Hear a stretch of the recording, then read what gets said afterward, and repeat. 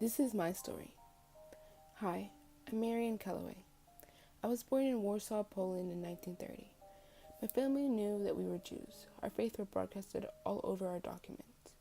My mother, Teresa Caraway, was a dentist, and my father, Samuel Caraway, was an educated mechanical technician, but he worked as a dental technician in my mother's office. I also had a sister, Rosanda. She was 8 years older than me. My parents separated just before the war, and my mother had a partner, Zygmunt Winski, a constructor engineer who was instrumental in my survival during the Holocaust. My mother would marry him soon after the war.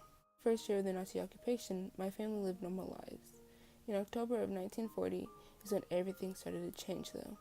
We were forced to move into the Warsaw ghettos. I was 10 years old. At the time, the ghetto was not yet overcrowded. There was still electricity and street carts with the sign of David on the front of them. But the change came quickly, though. The electricity was cut, and there was piercing darkness at night. The streetcars were illuminated and replaced by horse-driven buggies. Food became scarce, and hunger started to become more prevalent. My mother was in charge of securing food for us. She got on the Aryan side. I was never hungry because of my mother's resourcefulness, unheard of in the ghetto. We mainly ate millet noodles made of coarsely ground rye, beets, potatoes, and hominy. The ghetto quickly became overcrowded. There was so much disease, especially typhus. Starvation and typhus were two major causes of death. There was lice. My mother inspected my clothes and my hair whenever I came home. In 1942, at the age of 12, I grew up quite a bit. Walking, or rather loitering, around the ghetto, the streets were horrendous. I remember shocking scenes of dead bodies covered with newspapers lying in the streets, as indifferent crowds passed right by the skeleton bodies. I remember hundreds, perhaps thousands of hungry people begging for bread. I don't know if anyone told my mother what the Germans were planning, or if it was just her woman's intuition, but she moved to the Aryan side around the 17th or 18th of July. I was left alone at home with food supplies for several days.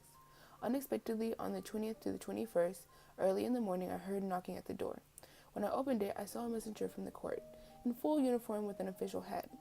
He handed me a summons to testify in court, saying with a sly smile, "Listen, get ready and be quick. They are waiting for you in court." Together we went to the courthouse across the street. Inside, the security guard, previously bribed, approached me immediately. I followed him until we reached our destination. The security guard had taken me to the Aryan side. My stepfather was waiting for me. Everybody in court, the security guard, the clerks, and the police were bribed. They had all known that the summons were forged. I didn't look impoverished, and I didn't have a typical Semitic appearance, but my black curly hair betrayed me. Just after we left the ghetto, I was taken to a nearby barber who shaved my head. Soon after, we got a hair clipper, and my mother shaved my head every week.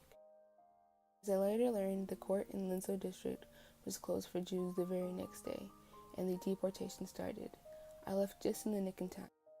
From apartment to apartment, I finally moved in with my mother at her house 150 miles away from Warsaw. We lived in a small house, one room with a kitchen, close to the railroad station. German railroad men lived in a new settlement nearby. We were not afraid of Germans, because they could not recognize a Jew. They thought that Jews looked the way the Goebbels propaganda portrayed them, with crooked noses, side locks, and black coats. Sometimes there were patrols of Polish civilians accompanied by German policemen.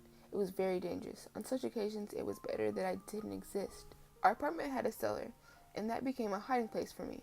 I used the cellar many times, sometimes just for a short while, sometimes longer. Avoiding any further contact with the Poles and living by the German railroad settlement, we were able to survive until the end of the war. I was 15.